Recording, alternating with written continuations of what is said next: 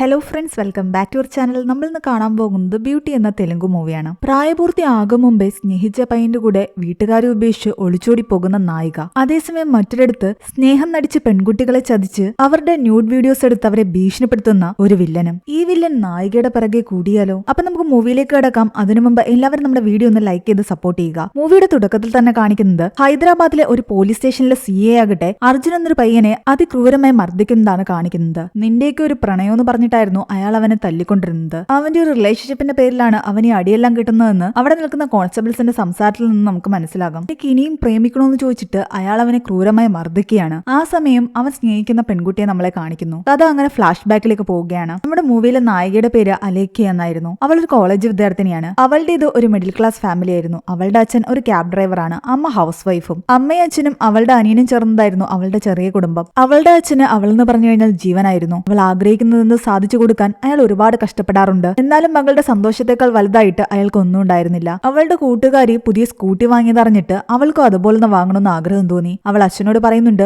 എനിക്ക് ഇതുപോലെ സ്കൂട്ടി വാങ്ങി തരുമോ? എന്റെ ഫ്രണ്ട്സിന് എല്ലാ സ്കൂട്ടി ഉണ്ട്. ഞാനിങ്ങനെ സ്ഥിരമായിട്ട് ഓട്ടോയിലൊക്കെ പോകുമ്പോ അവരെന്നെ കളിയാക്കാറുണ്ടെന്ന്. അവളുടെ ബർത്ത്ഡേയുടെ അന്ന് എന്തായാലും വാങ്ങിക്കൊടുക്കാമെന്ന് അയാൾ സമ്മതിക്കുന്നു. അലേക്കയുടെ അമ്മയുടെ സുഹൃത്തായിരുന്നു അവരുടെ അയൽക്കാരിയായ പത്മ റെയിൽവേയിൽ TT ആയിട്ട് വർക്ക് ചെയ്യുന്ന തന്റെ ഹസ്ബൻഡിന് വിവാഹ വാർഷികത്തിന് ഒരു ഗിഫ്റ്റ് കൊടുക്കാൻ വേണ്ടിയിട്ട് കുറച്ച് കാശ് സേവ് ചെയ്യുന്നുണ്ട്. അയാൾക്ക് സർപ്രൈസ് ആയിട്ട് കൊടുക്കാനായതുകൊണ്ട് തന്നെ ആ കാശെല്ലാം പത്മ അലേക്കയുടെ അമ്മയാണ് ഏൽപ്പിക്കുന്നത്.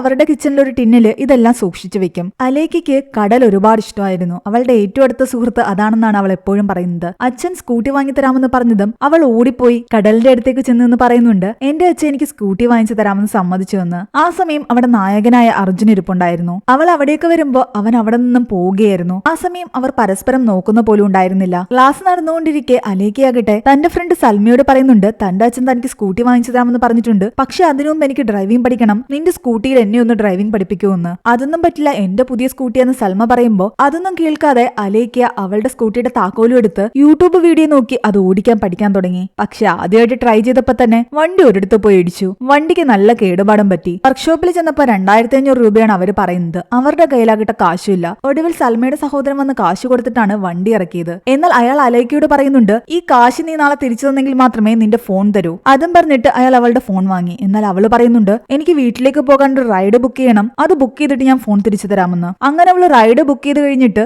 ഫോൺ അവർക്ക് തിരിച്ചു കൊടുത്തു. പിറ്റേന്ന് 2500 രൂപ കൊടുത്തെങ്കിലേ ഫോൺ കിട്ടൂ. ആ വിഷമത്തിൽ അവൾ നിൽക്കുകയായിരുന്നു. ആ സമയത്ത് അവൾ റൈഡ് വിളിച്ച ആള് അവിടേക്ക് വരുന്നുണ്ട്. OTP പറഞ്ഞു കൊടുത്തിട്ട് അവൾ അയാളുടെ ബൈക്കിൽ കയറി. പക്ഷെ അവൾ അവിടെ നിന്നും പോയി കഴിയുമ്പോൾ ആ വർക്ക്ഷോപ്പിലേക്ക് അവൾ യഥാർത്ഥത്തിൽ റൈഡ് വിളിച്ച ആള് വന്നിട്ടുണ്ടായിരുന്നു. അലേക്കി എന്ന് പറയുന്ന ആരെങ്കിലും ഇവിടെ ഉണ്ടോന്ന് ചോദിക്കുമ്പോൾ ആ വർക്ക്ഷോപ്പുകാരൻ പറയുന്നുണ്ട്, ആ പെൺകുട്ടിയാണല്ലോ റൈഡ് വിളിച്ച വണ്ടിയാണെന്ന് കരുതിയിട്ട് ഒരാളുടെ ബൈക്കിൽ കയറി പോയതെന്ന്. ഇവളെ തെറ്റിദ്ധരിപ്പിച്ച് വണ്ടിയിൽ കയറ്റിയ ആ പയ്യന്റെ പേര് രോഹിത് എന്നാണ്. ഇതുപോലെ ഒരുപാട് പെൺകുട്ടികളെ പറ്റിക്കുന്നത് അവന്റെ സ്ഥിരം പണിയാണ്. ബൈക്ക് ഇടയ്ക്കിടയ്ക്ക് സഡൻ ബ്രേക്ക് ഇട്ട് നിർത്തി അവളെ മനഃപൂർവ്വം അവന്റെ ശരീരത്തിലേക്ക് അവൻ കൊണ്ടിടിപ്പിക്കുന്നു. ദേഷ്യം വന്ന് അവള് വണ്ടി നിർത്താൻ പറഞ്ഞെങ്കിലും അവൻ കേൾക്കുന്നില്ല. ഒടുവിൽ അവള് ബഹളം വെക്കുമ്പോഴാണ് അവൻ വണ്ടി നിർത്തുന്നത്. അവൻ കാണിച്ചതെല്ലാം ആലോചിച്ചിട്ട് മുഖത്തൊരടിയും കൊടുത്തിട്ടാണ് അവൾ അവിടെ നിന്നും പോകുന്നതും. അവൾ ഓടിപ്പോകുന്ന കണ്ടിട്ട് അവളുടെ ഒരു ഫോട്ടോ അവൻ എടുത്ത് വെക്കുന്നു. നിനക്കുള്ള പണി ഞാൻ എപ്പോഴെങ്കിലും തന്നോളാമെന്നും മനസ്സിൽ പറയുന്നു. പിറ്റേന്ന് എങ്ങനെയെങ്കിലും സൽമയുടെ കാശ് കൊടുക്കണം. അവൾ അത് ആലോചിച്ച് നിൽക്കുമ്പോഴായിരുന്നു അവളുടെ അച്ഛൻ അവൾ സ്ഥിരമായിട്ട് കോളേജിലേക്ക് പോകുന്ന ഓട്ടോയ്ക്ക് കൊടുക്കാറുള്ള 2500 രൂപ അവളുടെ കയ്യിൽ കൊടുക്കുന്നത്. അവൾക്കൊരു ഐഡിയ തോന്നുന്നു, ഈ കാശ് സൽമയ്ക്ക് കൊടുക്കാം. എന്നിട്ട് ഓട്ടോയിൽ പോകാതെ അല്ലാതെ എങ്ങനെങ്കിലും കോളേജിലേക്ക് എത്താം. അവൾ അത് കാരണം സ്ഥിരമായിട്ട് ഓട്ടോക്കാരനടുത്ത് ഒളിച്ചിരിക്കുകയായിരുന്നു. പക്ഷെ ഓട്ടോക്കാരൻ അവളെ കണ്ടിട്ട് ചോദിക്കുന്നുണ്ട്, നീ വരുന്നില്ലേ എന്ന്. അവൾ ഒരു സ്കൂട്ടിയുടെ ബാക്കിലാണ് ഒളിച്ചിരിക്കുന്നത്.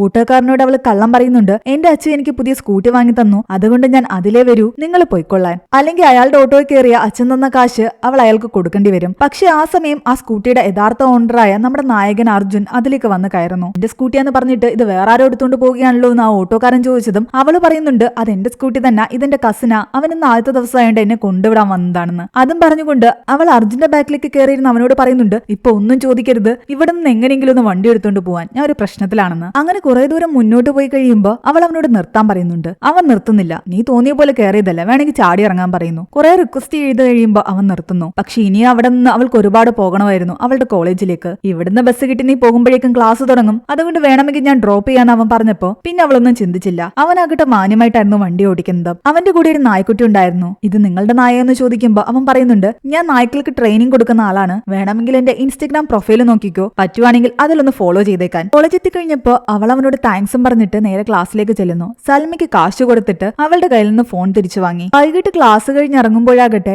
അർജുനെ വീണ്ടും ആ ഭാഗത്ത് കണ്ടതും അവൾ അവനോട് പോയി വഴക്കിടുന്നു. ദേഷ്യപ്പെടുന്നു. നീ എന്താ എന്നെ ഫോളോ ചെയ്യുകയാണെന്ന് ചോദിക്കുന്നു. ഞാൻ നിന്നെ ഫോളോ ചെയ്തൊന്നും വന്നേയില്ല, ഇവിടെ ഒരു ചായ കുടിക്കാൻ നിർത്തിയതാണെന്ന് അവൻ പറയുന്നുണ്ട്. ആ സമയം ആ ഓട്ടോക്കാരൻ വീണ്ടും അവളെ കണ്ടിട്ട് ചോദിക്കുന്നുണ്ട്, നിന്റെ സ്കൂട്ടിയാണെന്ന് പറഞ്ഞിട്ട് ഇപ്പോഴും നിന്റെ കസിൻ തന്നെയാണല്ലോ അത് ഓട്ടിക്കുന്നതെന്ന്. അയാളെ വീണ്ടും കണ്ടതോടുകൂടി അവള് വീണ്ടും അർജുനോട് ഹെൽപ്പ് ചോദിക്കുന്നു. എന്നെ ഒന്ന് വണ്ടിയിൽ കയറ്റ്, അല്ലെങ്കിൽ വീണ്ടും അയാൾ ഓരോന്നോരോന്ന് ചോദിക്കുമെന്ന്. അങ്ങനെ അർജുൻ വീണ്ടും അവൾക്കൊരു ലിഫ്റ്റ് കൊടുക്കുന്നു. അതിനിടയ്ക്ക് അവളാകട്ടെ അർജുനോട് പറയുന്നുണ്ട്, അച്ഛൻ എനിക്ക് പുതിയ സ്കൂട്ടി വാങ്ങിച്ചു തരും, പക്ഷെ ഡ്രൈവിംഗ് പഠിക്കാതെ ഞാൻ എങ്ങനെ സ്കൂട്ടി ഓടിക്കുമെന്ന്. എന്റെ കൂട്ടുകാരിയുടെ സ്കൂട്ടിയിൽ ഞാനൊന്ന് പരീക്ഷിച്ചതാ, പക്ഷെ ഒരിടത്ത് പോയി ഇടിച്ചിട്ട് ആ വണ്ടി കേടായി. ഇതെല്ലാം കേട്ട് കഴിയുമ്പോ അവൻ അവളോട് പറയുന്നുണ്ട്, ഞാൻ വേണമെങ്കിൽ നിന്നെ സ്കൂട്ടി പഠിപ്പിക്കാം, നീ വീണാലും കുഴപ്പമില്ല, ഈ വണ്ടിക്ക് ഇൻഷുറൻസ് ഉണ്ട്. അവൾ അതിന് അവനോട് ഒന്നും തന്നെ പറഞ്ഞില്ല, ഒന്ന് പുച്ഛിച്ചിട്ട് അവിടെ നിന്നും പോയി. അതേസമയം നമ്മളെ വീണ്ടും രോഹിത്തിനെ കാണിക്കുന്നു. അവൻ കീർത്തി എന്ന് പറയുന്ന ഒരു പെൺകുട്ടിയെ ഭീഷണിപ്പെടുത്തുകയായിരുന്നു. പ്രണയം നടിച്ച് അവളെ ഒരു റൂമിലേക്ക് കൊണ്ടുപോയി അവളുടെ കൂടെ സെക്സ് ചെയ്യുകയും ആ വീഡിയോ അവൻ റെക്കോർഡ് ചെയ്യുകയും ചെയ്തു. അത് കാണിച്ച് അവളെ ഭീഷണിപ്പെടുത്തി അവളുടെ കയ്യിൽ നിന്ന് ഇപ്പൊ കാശ് വാങ്ങിക്കുകയാണ്. തന്റെ കയ്യിൽ ഇനി തരാൻ കാശില്ലാന്ന് പറഞ്ഞിട്ടും എങ്ങനെയെങ്കിലും സംഘടിപ്പിച്ചുകൊണ്ട് തരണമെന്ന് തന്നെ അവൻ പറഞ്ഞുകൊണ്ടേയിരിക്കുകയാണ്. വീട്ടിലെത്തിയ അലയ്ക്ക് അർജുനെ പറ്റി ചിന്തിക്കുകയായിരുന്നു. ഇൻസ്റ്റഗ്രാമിൽ അവന്റെ പേജ് കണ്ടപ്പോൾ അവൻ ഒരുപാട് ഫോളോവേഴ്സ് ഉണ്ടെന്ന് മനസ്സിലായി. അവൾ ഒരു റിക്വസ്റ്റ് അയച്ച ശേഷം അത് വീണ്ടും ഡിലീറ്റ് ആക്കി. എന്നാൽ ഇത് മനസ്സിലാക്കിയ അവനാകട്ടെ ഇങ്ങോട്ട് അവളെ ഫോളോ ചെയ്യാൻ ആരംഭിച്ചു. അങ്ങനെ പതിയെ അവർ സ്ഥിരം സംസാരിക്കാൻ തുടങ്ങി. പിറ്റേന്ന് അവൻ സ്കൂട്ടിയുമായിട്ട് അവളുടെ ബസ് സ്റ്റോപ്പിലേക്ക് വന്നപ്പോൾ കയറാൻ ആദ്യം അവൾ കുറെ മടിച്ചു നിന്നെങ്കിലും ധൈര്യം സംഭരിച്ച് അവന്റെ കൂടെ കയറി. പിന്നെ പരസ്പരം അവർ പ്രണയിക്കാൻ ആരംഭിച്ചു. അവൾ ആഗ്രഹിച്ച പോലെ അവൻ അവളെ സ്കൂട്ടി ഓടിക്കാൻ പഠിപ്പിക്കുന്നു. സമയം കിട്ടുമ്പോഴെല്ലാം തന്നെ വീട്ടുകാർ കാണാതെ അവൾ അവനെ കോൾ ചെയ്യും. ചിലപ്പോഴൊക്കെ ആരെങ്കിലും കാണുമോന്ന് പേടിച്ചിട്ട് പർദ്ദ ധരിച്ചിട്ടായിരുന്നു ഇവർ രണ്ടുപേരും വണ്ടിയിൽ പോയിക്കൊണ്ടിരുന്നത്. അങ്ങനെ ഒടുവിൽ അവള് വീട്ടുകാരെന്ന് പറയാതെ ലൈസൻസ് ടെസ്റ്റ് വരെ പാസ്സായി ലൈസൻസ് സ്വന്തമാക്കി. ഇതുകൊണ്ട് കാണിക്കുവാണെങ്കിൽ എന്തായാലും വീട്ടുകാരെ തനിക്ക് സ്കൂട്ടി വാങ്ങിച്ചു തരുമെന്നായിരുന്നു അവളുടെ വിശ്വാസം. അങ്ങനെ ഇരിക്കും ഒരു ദിവസം ഇവർ രണ്ടുപേരും കടൽ തീരത്ത് നിൽക്കുന്ന സമയത്ത് അലേക്കിയ തന്റെ ഡ്രസ്സിലെ മണ്ണ് കഴുകി കളയുകയായിരുന്നു. ആ സമയം രോഹിത് അവിടെ ഇരിപ്പുണ്ടായിരുന്നു. അവൾ അറിയാതെ അവൻ അവളുടെ വീഡിയോ എടുക്കുന്നു. ഇത് കണ്ടുകൊണ്ടുവന്ന അർജുനാകട്ടെ രോഹിത്തുമായിട്ട് തല്ലുണ്ടാക്കി അവന്റെ കയ്യിൽ നിന്ന് ഫോൺ വാങ്ങി ആ വീഡിയോ ഡിലീറ്റ് ചെയ്യുന്നു. രോഹിത്തിനെ കണ്ടതും അലേക്ക പേടിക്കാൻ തുടങ്ങി. ഇവൻ എന്നെ ഫോളോ ചെയ്തത് വന്നതാ. കുറെ ദിവസങ്ങൾക്ക് മുമ്പ് ഞാൻ ഇവനും തമ്മിലൊരു പ്രശ്നം ഉണ്ടായിട്ട് ഞാൻ ഇവനെ അടിച്ചിട്ടുണ്ടായിരുന്നു. ഇവൻ ചിലപ്പോ എന്നോട് പക തീർക്കാൻ വന്നതായിരിക്കും. അങ്ങനെയൊന്നും ആയിരിക്കില്ല, ചിലപ്പോ യാദൃച്ഛികമായിട്ട് കണ്ടതായിരിക്കും എന്ന് പറഞ്ഞിട്ട് അർജുൻ അവളെ ആശ്വസിപ്പിക്കുന്നു. അങ്ങനെ കുറെ ദിവസങ്ങൾ കഴിഞ്ഞിട്ട് അലേക്കയുടെ പിറന്നാൾ ദിവസം എത്തി. അവൾ ഒരുപാട് ഹാപ്പി ആയിരുന്നു. അന്നത്തെ ദിവസമാണ് അവളുടെ അച്ഛൻ അവൾക്ക് സ്കൂട്ടി സമ്മാനിക്കാമെന്ന് പറഞ്ഞത്. പക്ഷെ അയാൾ അവൾക്ക് വേണ്ടി കൊണ്ടുവന്നത് ഒരു ബ്രാൻഡഡ് ആയിട്ടുള്ള ഡ്രസ്സായിരുന്നു. അവൾ ആഗ്രഹിച്ച പോലെ സ്കൂട്ടി വാങ്ങിക്കാനുള്ള കാശൊന്നും തന്നെ അയാളുടെ കയ്യിൽ ഉണ്ടായിരുന്നില്ല. ആ ഡ്രസ്സ് വാങ്ങിയത് തന്നെ അയാൾ ഓവർ ടൈം ചെയ്ത് സമ്പാദിച്ച കാശിൽ നിന്നായിരുന്നു. പക്ഷെ ഇതെല്ലാം കേട്ട് അലേക്കയ്ക്ക് ദേഷ്യം വരുന്നു. നിങ്ങൾക്ക് വാങ്ങിച്ചു തരാൻ പറ്റില്ലായിരുന്നുവെങ്കിൽ എന്നോട് പിന്നെ എന്തിനാ വാങ്ങിച്ചു തരാമെന്ന് പറഞ്ഞത്? ഞാൻ എന്റെ കൂട്ടുകാരോടൊക്കെ പറഞ്ഞില്ലേ, അവരൊക്കെ ഇനി എന്നെ കളിയാക്കും. എനിക്ക് നിങ്ങളുടെ ഡ്രസ്സും വേണ്ട കേക്കും വേണ്ട എന്ന് പറഞ്ഞിട്ട് അവൾ അവരോട് വഴക്കിട്ട് അവിടെ നിന്നും ഇറങ്ങിപ്പോയി. അവളുടെ അച്ഛനും അമ്മയ്ക്കും ഇതൊന്നും താങ്ങാൻ പറ്റാവുന്നതിൽ അപ്പുറമായിരുന്നു. ഇതിനെപ്പറ്റി അവൾ പോയി അർജുനോട് പറയുമ്പോൾ അർജുൻ അവളെ ആശ്വസിപ്പിക്കുന്നു. നിന്റെ അച്ഛനും അമ്മയും നിന്നെ ഒരുപാട് സ്നേഹിക്കുന്നുണ്ട്, അവരെന്തായാലും നിന്റെ ആഗ്രഹം നടത്തിത്തരും, അതുകൊണ്ട് നീ കുറച്ചൊന്ന് വെയിറ്റ് ചെയ്യാനാണ് അവൻ പറയുന്നത്. അന്ന് വൈകുന്നേരം അവൾ വീട്ടിലെത്തി കഴിയുമ്പോൾ എല്ലാവരുടെയും കൂടെ അമ്പലത്തിലേക്ക് പോകുന്നു. അവിടെ വെച്ച് സർപ്രൈസ് ആയിട്ട് അവളുടെ അച്ഛനും അമ്മയും അവൾക്ക് വേണ്ടി സ്കൂട്ടി സമ്മാനിക്കുന്നു. ആഗ്രഹിച്ച പോലെ തന്നെ അവരത് വാങ്ങിക്കൊടുത്തതിൽ അവൾ ഒരുപാട് ഹാപ്പി ആയിരുന്നു. പക്ഷെ അതിനു വേണ്ടിയിട്ട് അവളുടെ അച്ഛൻ പണം കണ്ടെത്തിയത് വേറൊരു രീതിയിലായിരുന്നു. അലേക്കയുടെ അമ്മയുടെ കയ്യില് അയൽക്കാരിയായ പത്മ കൊടുത്തിരുന്ന കാശില്ലേ, അവരുടെ ഹസ്ബൻഡിന് വേണ്ടി ഗിഫ്റ്റ് വാങ്ങാൻ വെച്ചിരുന്ന ആ കാശാണ് അലേക്കയുടെ അമ്മ അലേക്കയുടെ അച്ഛനായ നാരായണന്റെ കയ്യിലെടുത്ത് കൊടുത്തിട്ട് അവൾക്ക് വേണ്ടി സ്കൂട്ടി വാങ്ങാൻ പറഞ്ഞത്. പത്മ അത് ചോദിക്കുന്നതിന് മുമ്പേ തിരിച്ചു കൊടുക്കാമെന്ന് നാരായണൻ അവർക്ക് വാക്ക് കൊടുത്തിട്ടുണ്ട്. താൻ അനുഭവിക്കുന്ന ബുദ്ധിമുട്ടുകളൊന്നും തന്നെ അയാൾ തന്റെ മകളെ അറിയിച്ചില്ല. അലേക്കയാകട്ടെ പുതിയ സ്കൂട്ടിയുമായിട്ട് അർജുനെ കാണാൻ പോകുന്നു. അവർ രണ്ടുപേരും അവൾക്ക് ഒരുപാട് ഇഷ്ടമുള്ള കടൽ തീരത്തേക്ക് പോകുന്നു. അവൾ എല്ലാ സന്തോഷവും ആദ്യം പങ്കുവെക്കുന്നത് കടലിന്റെ അടുത്തായിരുന്നു. എന്നാൽ ഇന്ന് ഞാൻ കടലിനേക്കാൾ നിന്നെ സ്നേഹിക്കുന്നുണ്ടെന്ന് അലേക്ക അർജുനോട് പറയുന്നു. അവിടെ വെച്ച് അവൾ ആദ്യമായിട്ട് അവനെ കിസ് ചെയ്യുന്നുണ്ട്. അവരുടെ പ്രണയം അങ്ങനെ ശക്തമായി മുന്നോട്ട് പോവുകയാണ്. രണ്ടുപേരും പരസ്പരം ഒരുപാട് സ്നേഹിക്കുന്നുണ്ടായിരുന്നു. അങ്ങനെ കുറെ ദിവസങ്ങൾ കഴിഞ്ഞപ്പോഴേക്കും പത്മ അലേക്കയുടെ അമ്മയോട് പറയുന്നുണ്ട്, ഞാൻ തന്ന കാശുമായിട്ട് നമുക്ക് ജ്വല്ലറി ഷോപ്പിലേക്ക് പോകാം, എന്റെ ഹസ്ബൻഡിന് വേണ്ടിയിട്ട് എനിക്കൊരു റിങ് വാങ്ങണമെന്ന്. അലേക്കയുടെ അമ്മ ആകെ ടെൻഷനിലായി. നാരായണൻ ഇതുവരെയും ആ കാശ് തിരിച്ചു തന്നിട്ടില്ല. അവർ നാരായണനെ വിളിച്ചുകൊണ്ടേയിരിക്കുകയാണ്. നിങ്ങൾ ജ്വല്ലറിയിലേക്ക് പൊക്കോ, അപ്പോഴേക്കും ഞാൻ എങ്ങനെയെങ്കിലും വണ്ടി പണയം വെച്ചിട്ട് കാശുമായിട്ട് വരാമെന്ന് പറഞ്ഞിട്ട് അയാൾ തന്റെ കാറുമായിട്ട് അത് പണയം വെക്കാൻ പോയി. എന്നാൽ അവിടെ ഒരുപാട് താമസം ഉണ്ടായിരുന്നു. ഒരു വിധത്തില് അലേക്കയുടെ അമ്മ പത്മയെ എങ്ങനെയൊക്കെയോ പല ഷോപ്പുകളിലും കയറിയിറക്കി കുറെ സമയം കളയുന്നു. അപ്പോഴേക്കും നാരായണൻ കാശ് സംഘടിപ്പിച്ചുകൊണ്ട് കറക്റ്റ് സമയത്ത് ഇവരുടെ അടുത്തേക്ക് വന്നു. അത് കാരണം പത്മയുടെ മുൻപില് അവര് നാണം കെട്ടില്ല. എന്നാൽ ഇവരെല്ലാം പുറത്തുപോയ സമയത്ത് അലേക്ക വീട്ടിൽ ഒറ്റയ്ക്കായിരുന്നു. പത്മയാകട്ടെ തന്റെ ഹസ്ബൻഡ് വരുമ്പോ ഫ്ളാറ്റിന്റെ കീ കൊടുക്കണോന്ന് പറഞ്ഞിട്ട് അലേക്കയുടെ കയ്യിൽ കീയും കൊടുത്തിട്ടാണ് പോയത്. ഇവള് ഫ്ളാറ്റിൽ ഒറ്റയ്ക്കാണെന്ന് അറിഞ്ഞിട്ട് അർജുൻ അവിടേക്ക് വരുന്നു. അവള് വരണ്ടാന്ന് അർജുനോട് പറഞ്ഞിട്ടും അവൻ കേട്ടില്ല. നിന്റെ റൂം നമ്പർ പറ, ഞാൻ അങ്ങോട്ടേക്ക് വരാമെന്ന് അവള് പറയുമ്പോ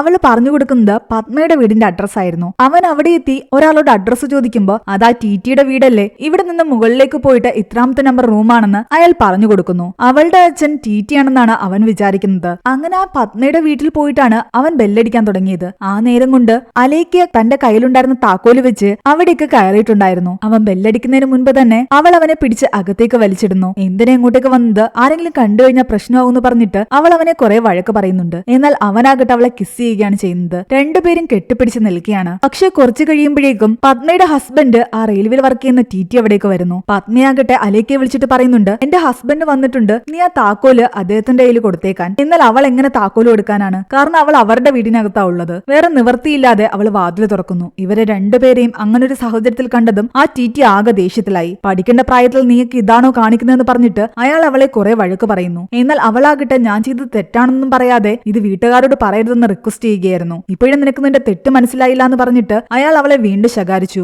ഒരുപാട് പേടിയോടുകൂടി അവൾ തന്റെ വീട്ടിലേക്ക് കയറി. വീട്ടുകാർ വന്നു കഴിയുമ്പോഴേക്കും ഈ അയൽക്കാരൻ അവരോടെല്ലാം പറയുന്ന ആലോചിച്ച് അവൾ ആകെ ടെൻഷനിലായിരുന്നു. കുറെ കഴിഞ്ഞപ്പോഴേക്കും അവളുടെ അമ്മ എത്തി. അലേക്ക ആകെ ടെൻഷൻ അടിച്ചിരിക്കുകയാണ്. ആ സമയം പത്മയോട് അവരുടെ ഹസ്ബൻഡ് അലേക്കയും അർജുനെ ഒരുമിച്ച് കണ്ട കാര്യമെല്ലാം പറഞ്ഞിട്ടുണ്ടായിരുന്നു. അത് മനസ്സിലാക്കി പത്മയാകട്ടെ അലേക്കയുടെ അമ്മയോട് വന്ന് പറയുന്നുണ്ട്, ഇക്കാലത്തെ പിള്ളേരെയൊന്നും നമുക്ക് വിശ്വസിക്കാൻ പറ്റില്ല. എന്റെ ഒരു റിലേറ്റീവിന്റെ മകളാകട്ടെ വീട്ടിൽ ആരും ഇല്ലാത്ത സമയത്ത് ഒരു കാമുകനെ വിളിച്ച് വീട്ടിൽ കയറ്റിയിരിക്കുന്നു എന്ന്. പ്രായപൂർത്തി പോലും ആവാത്ത പെൺകുട്ടികളാ ഇതൊക്കെ കാണിക്കുന്നത്. ഇങ്ങനെയുള്ളവരെ എന്താ ചെയ്യേണ്ടതെന്ന് ചോദിക്കുമ്പോൾ അലേക്കയുടെ അമ്മ സ്വന്തം മകളെ പറ്റി ഇവർ ഈ പറയുന്നതൊന്നും മനസ്സിലാകാതെ അവരോട് പറയുന്നുണ്ട്, എന്റെ മോളങ്ങാണോ ഇങ്ങനെ ചെയ്തതെങ്കിൽ ഞാൻ അവളെ കൊന്നുകളയുമെന്ന്. അലേക്ക ഇതൊക്കെ കേട്ടതോടുകൂടി ആകെ പേടിച്ചിരിക്കുകയായിരുന്നു. അവള് പത്മയോട് ആംഗ്യഭാഷയിൽ പറയുന്നുണ്ട്, അമ്മയോട് ഒന്നും തന്നെ പറയരുതെന്ന്. പത്മ അവളെ ദേഷ്യത്തിലൊന്ന് നോക്കിയ ശേഷം അവിടെ നിന്നും പോയി. ആ സമയം അലേക്ക അർജുൻ നിരന്തരം വിളിച്ചുകൊണ്ടിരിക്കുകയായിരുന്നു. ആകെ പേടിച്ചിരിക്കുന്ന അവളാകട്ടെ പെട്ടെന്ന് തൽക്കാലം അവന്റെ നമ്പർ ബ്ലോക്ക് ചെയ്ത് വെക്കുന്നു. അവൻ മെസ്സേജ് അയച്ചിട്ടും അവൾ റിപ്ലൈ കൊടുത്തില്ല. പിറ്റേന്ന് കോളേജിൽ പോകുമ്പോഴെല്ലാം തന്നെ അവൻ അവളുടെ പിറകെ പോയി. അവള് മൈൻഡ് ചെയ്തേയില്ല. അവളെ വിളിച്ചിട്ട് കിട്ടാത്ത കാരണം അവൻ ആകെ സങ്കടത്തിലായിരുന്നു. ഒരു ദിവസം അവൾ പോകുന്ന കണ്ട് അവളുടെ പിറകെ ഓടി ഓടി റോഡിന്റെ നടുക്ക് അവൻ വീഴുകയും ചെയ്തു.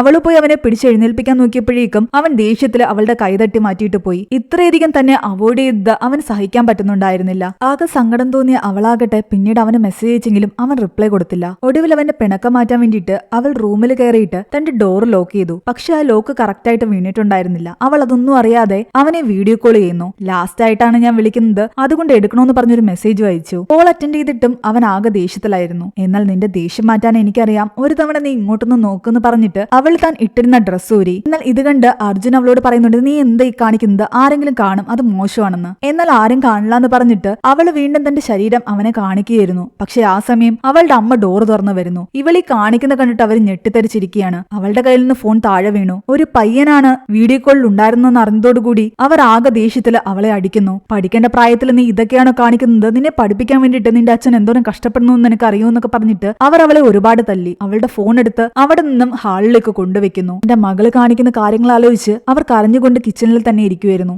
സമയം കുറെ കടന്നുപോയി. കുറെ കഴിയുമ്പോൾ അവർ അലേക്കെ വന്ന് നോക്കുമ്പോൾ അവളെ അവിടെയെങ്ങും കാണുന്നില്ല. അവളുടെ ഫോണും അവിടെയില്ല. അവർ വല്ലാതെ പാനിക്കായി അവളെ അന്വേഷിച്ച് അവിടെയെല്ലാം നടക്കാൻ തുടങ്ങി. ആ സമയം അവളാകട്ടെ തന്റെ ഫോണും എടുത്തുകൊണ്ട് അർജുനെ കാണാൻ പോയിട്ടുണ്ടായിരുന്നു. ഓൾറെഡി തന്നെ വീട്ടിൽ ഒരുപാട് പ്രശ്നങ്ങളുണ്ട്. അതിന്റെ കൂടെ ഞാൻ അങ്ങനെയൊക്കെ കാണിക്കുന്നത് അമ്മ കൂടി കണ്ടു. അമ്മ എന്തായാലും അച്ഛനോട് പറയും. എനിക്ക് അച്ഛനെ ഫേസ് ചെയ്യാനും വയ്യ, അമ്മ എന്നെ ഒരുപാട് അടിക്കുകയും ചെയ്യും. അതുകൊണ്ട് നീ എന്നെ എങ്ങോട്ടെങ്കിലും കൂട്ടിക്കൊണ്ടു പോകുന്ന അവള് പറയുന്നുണ്ട്. അതൊന്നും ശരിയാകില്ല, നമുക്ക് അങ്ങനെ എങ്ങോട്ടും പോകാനൊന്നും പറ്റില്ല, നീ തൽക്കാലം വീട്ടിലേക്ക് തിരിച്ചു പോകാൻ അവൻ പറയുന്നു. എന്നാൽ നീ എന്നെ എങ്ങോട്ടെങ്കിലും ഇപ്പൊ കൂട്ടിക്കൊണ്ടു പോയില്ലെങ്കിൽ ഞാൻ ഈ കടലിൽ ചാടി ചാകുമെന്ന് അവള് പറയുന്നു. അവൾ അവനെ കെട്ടിപ്പിടിച്ച് നിൽക്കുകയായിരുന്നു. ആ സമയം അതുവഴി പോയ പത്മയും അവരുടെ ഹസ്ബൻഡും ഇവരെ ഇങ്ങനെ കാണുന്നുണ്ട്. അവരും കൂടി കണ്ടതോടെ അലേക്ക ആകെ ടെൻഷനിലായി. ഇത് വലിയ പ്രശ്നത്തിലേക്കാ പോകുന്നത്. ഇവരെന്തായാലും വീട്ടിൽ പോയി ഈ കാര്യം കൂടി പറയുമെന്ന് അവള് പറയുന്നു. അപ്പോഴേക്കും അവളെ കാണാതെ അവളുടെ അമ്മ അവളുടെ ഫോണിലേക്ക് വിളിച്ചു തുടങ്ങിയിട്ടുണ്ടായിരുന്നു. അവൾ ആകെ പാനിക്കായിട്ട് അവനോട് പറയുന്നുണ്ട്, നീ എന്തെങ്കിലും ഒന്ന് ചെയ്യ്, എന്നെ ഇവിടെ നിന്ന് കൂട്ടിക്കൊണ്ടു പോകാൻ. താനിപ്പോ അവളെ കൂട്ടിക്കൊണ്ടു പോയില്ലെങ്കിൽ അവൾ ആത്മഹത്യ ചെയ്യുമെന്ന് പറഞ്ഞത് കാരണം അവൻ തന്റെ ഫ്രണ്ട്സിനെയൊക്കെ വിളിച്ചിട്ട് കുറച്ച് കാശ് സംഘടിപ്പിക്കുന്നു.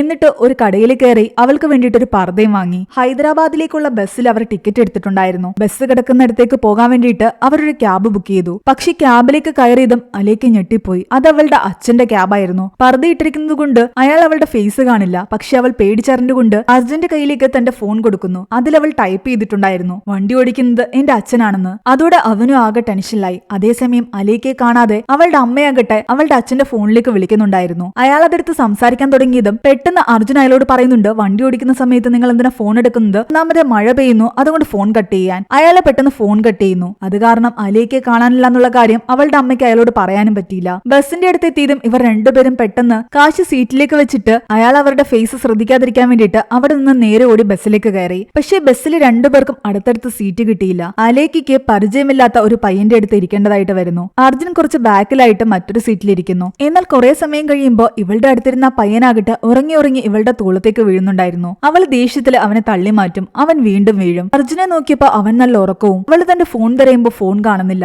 ആകെ പാനിക്കായി അവൾ അർജുനെ വിളിച്ചുണർത്തി. അവർ രണ്ടുപേരും ചേർന്ന് ഫോൺ തിരയാൻ ആരംഭിച്ചു. അതേസമയം നാരായണനെ അയാളുടെ വൈഫ് വിളിച്ചിട്ട് പറയുന്നുണ്ട്, അലേക്ക് കാണാനില്ല, ഞാൻ അവളെ ഒന്ന് വഴക്ക് പറഞ്ഞത് ആ ദേഷ്യത്തിൽ അവൾ എങ്ങോട്ടോ പോയി എന്ന്. അയാൾ ആകെ പാനിക്കായി. സാധാരണ അവൾ ദേഷ്യപ്പെട്ട പോകാൻ സാധ്യതയുള്ളത് കടലിന്റെ അടുത്തേക്കാണ്. അയാൾ അവിടെ പോയി നോക്കുമ്പോ അവളെ അവിടെ കാണുന്നില്ല. തിരിച്ച് വണ്ടിയിൽ കയറിയിട്ട് ആകെ സങ്കടത്തിലും ടെൻഷനിലും അയാൾ സ്പീഡിൽ വണ്ടി വിട്ടു പോകുമ്പോ പെട്ടെന്നൊരു വണ്ടി കുറുക്ക് വരുന്നു. സഡൻ ബ്രേക്ക് ഇട്ട് നിർത്തിയതും അയാളുടെ കാലിന്റെ അടുത്തേക്ക് എന്തോ വന്നു വീഴുന്നു. ബാക്ക് സീറ്റിൽ വെച്ചിട്ട് അലേക്ക് മറന്നുപോയ അവളുടെ ഫോണായിരുന്നു അത്. ആ ഫോൺ എടുത്തു നോക്കിയതും അയാൾക്ക് മനസ്സിലായി നേരത്തെ താൻ ഡ്രോപ്പ് ചെയ്തത് തന്റെ മകളെ തന്നെയാണെന്ന്. തന്റെ മകൾ ഏതോ പയ്യന്റെ കൂടെ ഒളിച്ചോടിയിരിക്കുന്നു. അയാൾ ആകെ തകർന്നിരിക്കുന്ന സമയത്താണ് ഫോൺ കാണാതെ അർജുൻ അവളുടെ ഫോണിലേക്ക് വിളിക്കുന്നത്. ഫോൺ എടുത്ത ഉടനെ നാരായണനാകട്ടെ ദേഷ്യത്തിൽ പറയുന്നുണ്ട്, നീ ആരാണെങ്കിലും ശരി എന്റെ മോളെ മര്യാദയ്ക്ക് എന്റെ അടുത്തേക്ക് കൊണ്ടുവരുന്നതാ, ഞാൻ നിന്നെ വെറുതെ വിടില്ല, ഞാൻ നിന്നെ കൊല്ലുമെന്നൊക്കെ. തന്റെ അച്ഛനാണ് ഫോൺ എടുത്തെന്ന് അറിഞ്ഞതോടുകൂടി അലേക്ക് ആകെ പേടിക്കാൻ തുടങ്ങി. അച്ഛന്റെ ക്യാബിൽ തന്നെ ആ ഫോൺ വിട്ടല്ലോ എന്ന് ആലോചിച്ച് അവൾ ആകെ ടെൻഷനിലായിരുന്നു. അവള് പെട്ടെന്ന് ഫോൺ കട്ട് ചെയ്യുന്നു.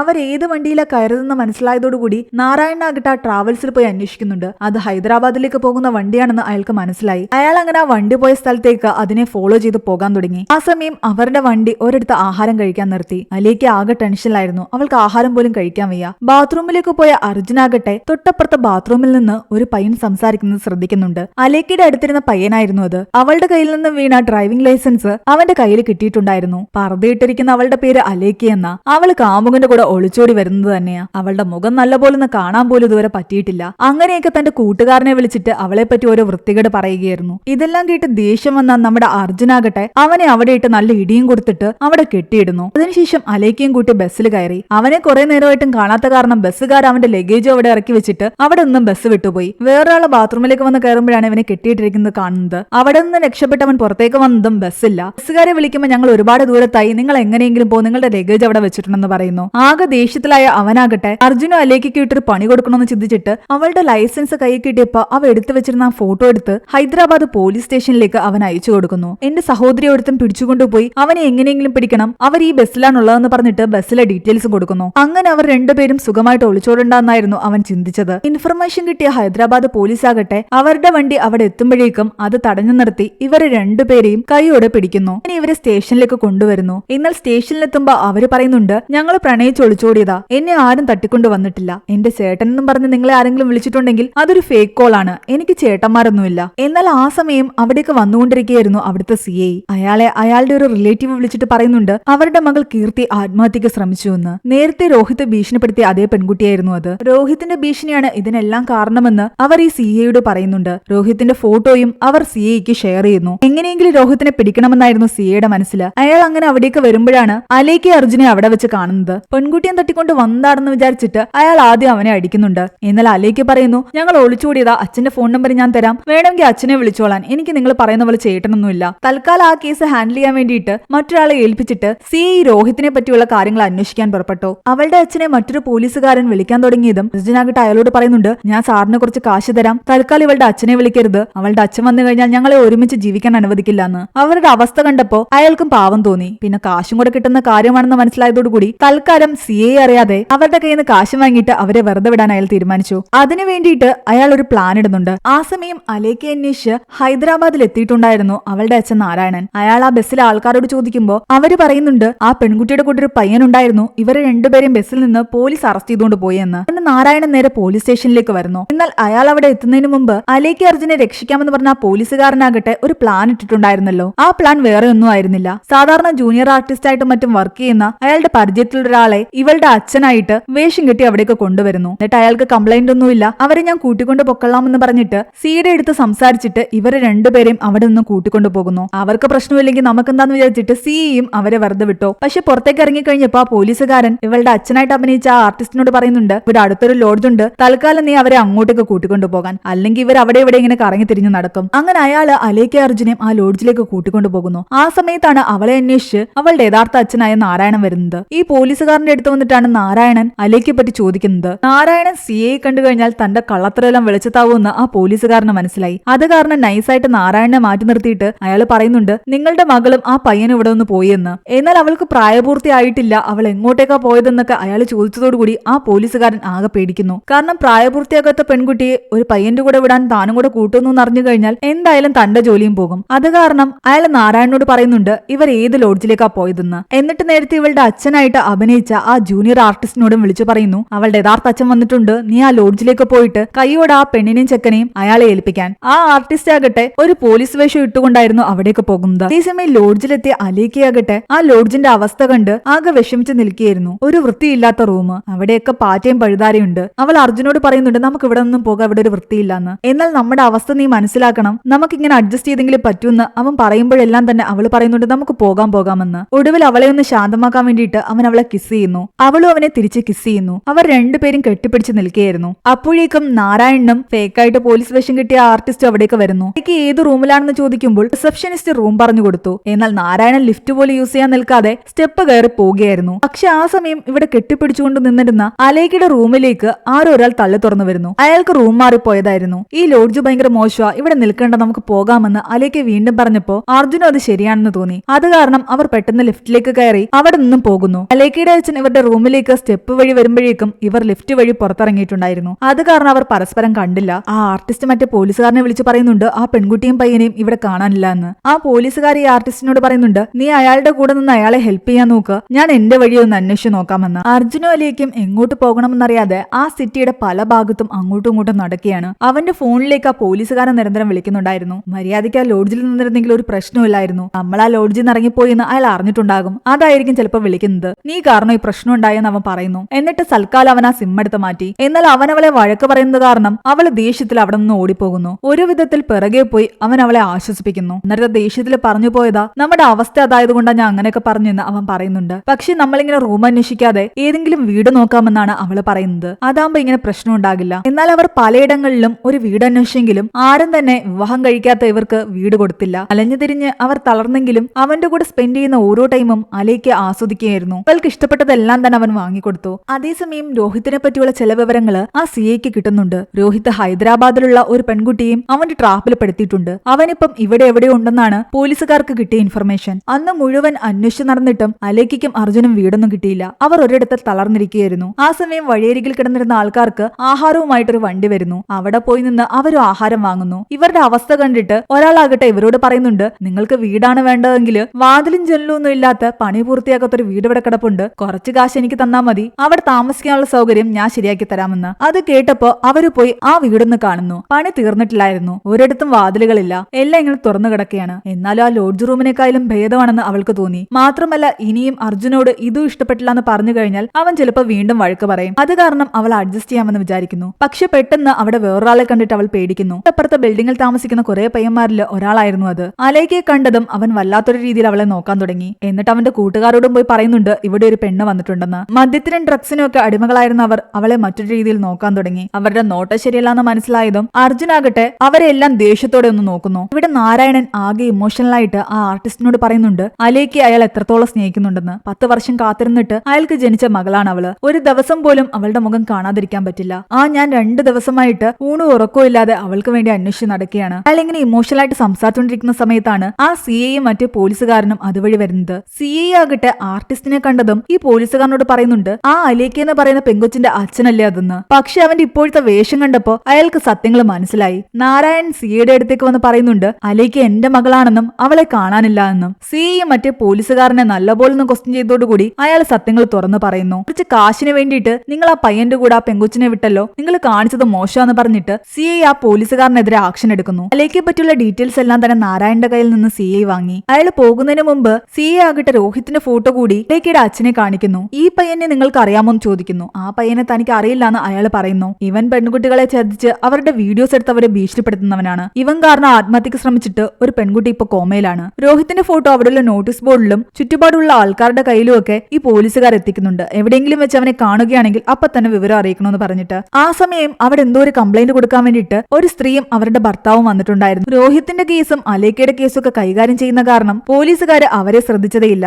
ആ സമയം അലേക്കയാകട്ടെ അർജുന്റെ കൂടെ അവർ താമസിക്കുന്നിടത്ത് ഇടാൻ വേണ്ടിയിട്ട് കുറച്ച് കർട്ടൻസ് വാങ്ങാൻ വന്നതായിരുന്നു. പക്ഷെ ആ സമയം രോഹിത് ദൂരെ നിന്ന് അവളെ നോക്കുന്നത് അവൾ കാണുന്നു. അന്ന് എന്റെ വീഡിയോ എടുക്കുകയും ആ കടൽത്തീരത്ത് വെച്ചിട്ട് നീ പ്രശ്നം ഉണ്ടാക്കുകയും ചെയ്ത അവനില്ലേ, അവൻ ദേ അവിടെ നിന്ന് എന്നെ നോക്കുന്നു എന്ന് അവൾ അർജുനോട് പറയുമ്പോ അർജുൻ പറയുന്നുണ്ട് അവൻ ഇവിടെങ്ങും വരാൻ ഒരു ചാൻസും ഇല്ലാന്ന്. എന്നാൽ അവൾ വീണ്ടും വീണ്ടും അവനോട് പറയുന്നു അത് അവൻ തന്നെയാണ്. തന്നെയാണെന്ന്. അർജുനൻ സൂക്ഷിച്ചു നോക്കിയപ്പോൾ അത് രോഹിത്താണെന്ന് മനസ്സിലാക്കിയിട്ട് അർജുൻ അവന്റെ പിറകെ ഓടുന്നു. ഇവനെ കണ്ടിട്ട് രോഹിത്തും അവിടെ നിന്ന് ഓടി. രോഹിത്ത് ഓടി ഓടി നേരെ ചെന്ന് പെടുന്നതാകട്ടെ അലേക്കെ അന്വേഷിച്ച് അവിടെയെല്ലാം നടന്നിരുന്ന നമ്മുടെ നാരായണന്റെ മുന്നിലും. രോഹിത്തിനെ കണ്ടതും നാരായണന് മനസ്സിലായി പോലീസുകാർ അന്വേഷിച്ചുകൊണ്ടിരിക്കുന്നവൻ ഇവൻ തന്നെയാണെന്ന്. നാരായണൻ പെട്ടെന്ന് സിയെ വിളിച്ചിട്ട് പറയുന്നുണ്ട്, നിങ്ങൾ നേരത്തെ ആ ഫോട്ടോ കാണിച്ച രോഹിത്തിനെ ഞാൻ ഇവിടെ വെച്ച് കണ്ടുവെന്ന്. സി അവന്റെ ഫോട്ടോ ആ നോട്ടീസ് ബോർഡിൽ നോക്കിക്കൊണ്ട് നിൽക്കുകയായിരുന്നു. അത് അവൻ തന്നെയാണെന്ന് ഉറപ്പാണെന്ന് ചോദിക്കുമ്പോൾ നാരായണൻ പറയുന്നുണ്ട് അത് അവൻ തന്നെയാണെന്ന്. അവനെ എങ്ങനെയെങ്കിലും അവിടെ പിടിച്ചു നിർത്താൻ നോക്കാൻ നാരായണനോട് പറയുന്നു. അയാൾ രോഹിത്തിന്റെ പിറകെ ഓടി അവനെ എങ്ങനെയൊക്കെ അടിച്ചിടുന്നു. അവന്റെ പിറകെ ഓടി വന്ന അർജുൻ കാണുന്നത് ഇവർ രണ്ടുപേരും അടിയുണ്ടാക്കുന്നതായിരുന്നു. അലേക്കയുടെ അച്ഛനാണ് നാരായണൻ എന്ന്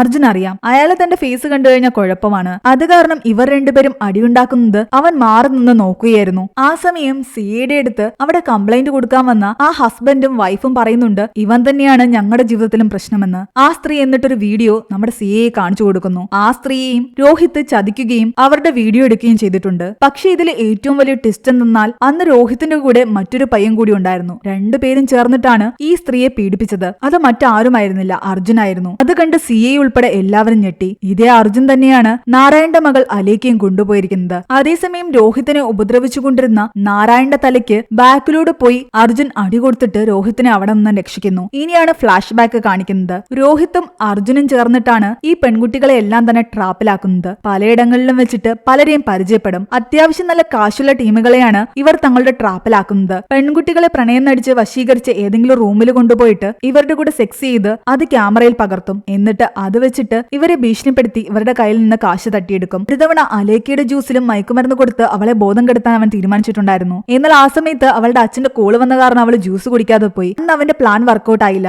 അന്ന് അവളുടെ വീട്ടിലേക്ക് ചെല്ലുമ്പോൾ അർജുൻ വിചാരിച്ചിരുന്നത് അവളുടെ അച്ഛൻ റെയിൽവേയിലെ ടി ആണെന്നാണ്. അതാകുമ്പോ കയ്യിൽ ഒരുപാട് കാശുണ്ടാകുമല്ലോ. പക്ഷെ അതിനിടയ്ക്ക് രോഹിത് ട്രാപ്പിലാക്കി കീർത്തി ആത്മഹത്യക്ക് ശ്രമിച്ചു. പോലീസ് രോഹിത്തിന്റെ പിറകെ വരുന്നത് കാരണം ഇവർ രണ്ടുപേരും നാടുവിടാൻ തീരുമാനിച്ചിരിക്കുകയായിരുന്നു. ആ സമയത്താണ് അലേക്ക് വീട്ടിൽ ഒരുപാട് ഇഷ്യൂ ആണ്, എന്നെ കൊണ്ടുപോകണം, ഞാൻ നിന്റെ കൂടെ വരുവാന്നൊക്കെ പറഞ്ഞിട്ട് അവന്റെ അടുത്തേക്ക് വന്നത്. അവളെ ഒഴിവാക്കാനും പറ്റില്ല, അവൾ ആത്മഹത്യ ചെയ്യുമെന്നാ പറഞ്ഞത്. അത് വലിയ പ്രശ്നത്തിലേക്ക് കടക്കുമെന്ന് മനസ്സിലായതോടുകൂടി വേറെ നിവൃത്തിയില്ലാതെ അവളെയും കൂട്ടിക്കൊണ്ട് അവൻ ആ ബസ്സിൽ കയറിയതാണ്. പക്ഷെ ക്യാബിൽ വെച്ച് തന്റെ അച്ഛൻ ക്യാബ് ഡ്രൈവറാണെന്ന് അവൾ പറഞ്ഞപ്പോഴാണ് തനിക്ക് പറ്റിയ അബദ്ധം അർജുന് മനസ്സിലായത്. അവളുടെ അച്ഛൻ ക്യാബ് ഡ്രൈവർ ആണെങ്കിൽ അവളുടെ കയ്യിൽ കാശുണ്ടാവില്ല എന്ന് അവന് മനസ്സിലായി. അവളുടെ വീഡിയോ എടുത്ത് അവളെ ഭീഷണിപ്പെടുത്തിയിട്ടും കാര്യമില്ല. ഈ കാര്യങ്ങളെല്ലാം അവൻ രോഹിത്തിനോട് പറയുകയായിരുന്നു. രോഹിത് അവനോട് പറയുന്നുണ്ട് ഇനിയിപ്പോ അവളെ എന്തു ചെയ്യുമെന്ന്, ആർക്കെങ്കിലും വിൽക്കാമെന്നായിരുന്നു ഇവരുടെ മനസ്സിൽ. അങ്ങനെ തൽക്കാലം അർജുൻ നേരെ അലേക്കയുടെ അടുത്തേക്ക് ചെല്ലുന്നു. അവൻ എവിടെയാണോ അവളെ ഇരുത്തിയിരുന്നത് അവൾ അവിടെ തന്നെ ഇരിപ്പുണ്ടായിരുന്നു. നീ പറഞ്ഞ പോലെ അത് രോഹിത്തൊന്നുമല്ല, അത് വേറൊരു പയ്യനായിരുന്നു, നീ തെറ്റിദ്ധരിച്ചതാണെന്ന് പറഞ്ഞിട്ട് അവളെ ആശ്വസിപ്പിച്ച് വീണ്ടും ഇവർ താമസിക്കുന്ന ആ വീട്ടിലേക്ക് പോകുന്നു.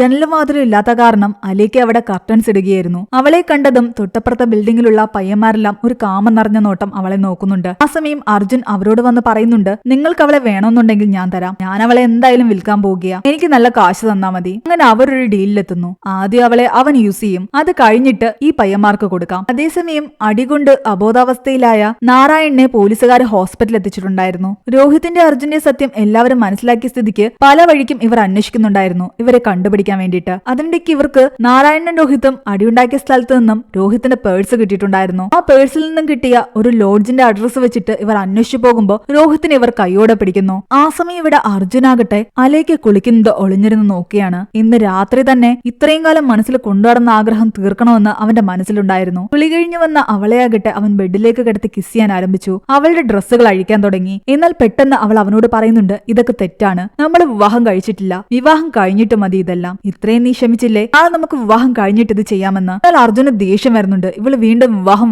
എന്ന് പറയുന്ന കാരണം. ഒടുവിൽ അവൻ അവളോട് പറയുന്നുണ്ട് ഞാൻ പോയി ഒരു താലി വാങ്ങിയിട്ട് വരാം, ഇപ്പൊ തന്നെ ഞാൻ നിന്നെ കെട്ടാം, നാളെ വരെ എന്തായാലും എനിക്ക് കാത്തിരിക്കാൻ പറ്റില്ല എന്ന്. അതും പറഞ്ഞ് അവൻ പുറത്തേക്ക് ഇറങ്ങി. അപ്പോഴേക്കും ആ അപ്പുറത്തെ ബിൽഡിംഗിലെ പയ്യന്മാര് വെയിറ്റ് ചെയ്ത് നിൽക്കുകയായിരുന്നു. നിന്റെ കാര്യം കഴിഞ്ഞെങ്കിൽ പറ, ഞങ്ങൾ കുറെ ആയിട്ട് വെയിറ്റ് ചെയ്തിരിക്കുക, ഇനി വെയിറ്റ് ചെയ്യാൻ വയ്യാന്ന്. എന്നാൽ അവൻ പറയുന്നുണ്ട് കുറച്ചുകൂടി വെയിറ്റ് ചെയ്യ്, ഞാൻ പോയി ഒരു താലി വാങ്ങിയിട്ട് വരട്ടെ, അല്ലെങ്കിൽ അവൾ ഒന്നിനും സമ്മതിക്കില്ല എന്ന്. അങ്ങനെ അവൻ പുറത്തേക്ക് ഇറങ്ങി. എന്നാൽ അവൻ പോയതും വെയിറ്റ് ചെയ്യാനൊന്നും നിൽക്കാൻ വയ്യാതെ ആ പയ്യന്മാര് അവളെ ഉപദ്രവിക്കാൻ ശ്രമിക്കുന്നു. പക്ഷെ അപ്പോഴേക്കും പോലീസുകാര് രോഹിത്തിനെ കൈയോടെ പിടിച്ച് അവനെ ക്വസ്റ്റ്യൻ ചെയ്ത് അലേക്ക് അർജുനുള്ള സ്ഥലം കണ്ടുപിടിച്ച് അവിടേക്ക് എത്തിയിട്ടുണ്ടായിരുന്നു. ഈ പയ്യന്മാരെല്ലാം ചേർന്നിട്ട് അലേക്ക് ഉപദ്രവിക്കാൻ ശ്രമിക്കുകയാണ്. എന്റെ മകൾക്ക് എന്തോ അനർത്ഥം സംഭവിക്കുന്നു എന്ന് പേടിച്ചിട്ട് ഹോസ്പിറ്റലിൽ കിടന്ന നാരായണനും വണ്ടിയെടുത്ത് അവളെ അന്വേഷിച്ചിറങ്ങി. എന്നാൽ അയാളുടെ വണ്ടി ഒരിടത്ത് ആക്സിഡന്റ് ആയി. പക്ഷേ ഈ പയ്യന്മാര് അലേക്ക് എന്തെങ്കിലും ചെയ്യുന്നതിന് മുൻപ് തന്നെ പോലീസുകാർ അവിടെ എത്തുകയും അവളെ രക്ഷിക്കുകയും ചെയ്യുന്നു. അർജുൻ അവിടേക്ക് വരുമ്പോ പോലീസുകാരെല്ലാം ചേർന്നിട്ട് ഈ പയ്യന്മാരെ അടിച്ചിട്ടിരിക്കുന്നതും അലേക്ക് പേടിച്ചു വരച്ചിരിക്കുന്നതുമാണ് കാണുന്നത്. അർജുനെ കണ്ടതും അവൾ ഓടിപ്പോയി അവനെ കെട്ടിപ്പിടിക്കുന്നു. അവൻ പോലീസുകാരുടെ മുന്നിൽ അഭിനയിക്കുന്നു. ഇവന്മാരെയൊന്നും വെറുതെ വിടരുത് എന്ന് പറഞ്ഞിട്ട് പറഞ്ഞിട്ട് അവരെയൊക്കെ അടിക്കാൻ തുടങ്ങുന്നു.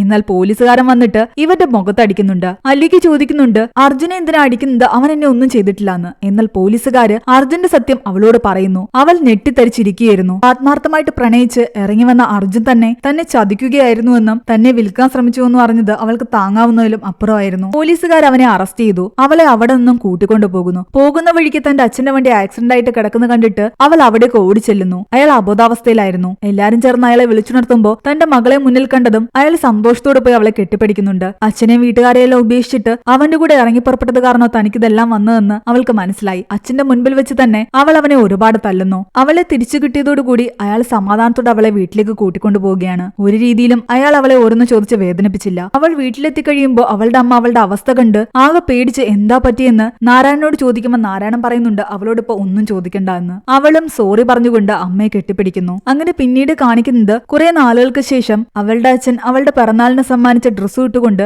അവൾക്ക് ഏറ്റവും ഇഷ്ടപ്പെട്ട സ്ഥലമായ കടൽ തീരത്തേക്ക് വരുന്നതാണ്. അവിടേക്ക് ഓടി വരുമ്പോ തറയിൽ ഒരു കുപ്പിച്ചില് കിടപ്പുണ്ടായിരുന്നു. തന്റെ മകൾ അതിൽ ചവിട്ടാതിരിക്കാൻ വേണ്ടിയിട്ട് അവളുടെ അച്ഛൻ അയാളുടെ കൈ അവളുടെ കാലിന്റെ അടിയിലേക്ക് വെക്കുന്നു. ആ ലോകത്ത് അവളുടെ അച്ഛൻ കൊടുക്കുന്നത്ര സംരക്ഷണം വേറെ ഒരാളെ കൊണ്ടും അവൾക്ക് കൊടുക്കാൻ സാധിക്കില്ലായിരുന്നു. അതും പറഞ്ഞുകൊണ്ടാണ് ഈ ഒരു മൂവി അവസാനിക്കുന്നത്. ഈ മൂവിയുടെ സ്റ്റോറി എങ്ങനെ ഉണ്ടായിരുന്നു നിങ്ങൾ താഴെ കമന്റ് ചെയ്യുക. എക്സ്പ്ലനേഷൻ ഇഷ്ടപ്പെട്ടെങ്കിൽ വീഡിയോയിലേക്ക് നമ്മുടെ ചാനൽ സബ്സ്ക്രൈബ് ചെയ്യാനും മറക്കണ്ട.